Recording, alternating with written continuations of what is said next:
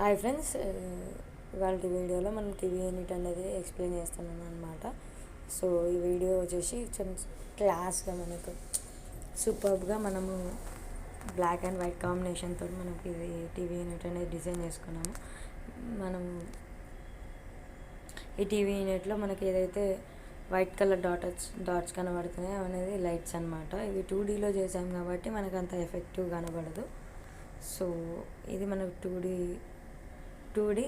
TV unit అనమాట. నేను ఇంతకుముందు కూడా చాలా వీడియోస్ పోస్ట్ చేశాను టీవీ యూనిట్ గురించి. నచ్చితే మీకు కావాలనుకుంటే నా ప్రీవియస్ వీడియోస్ చూడండి.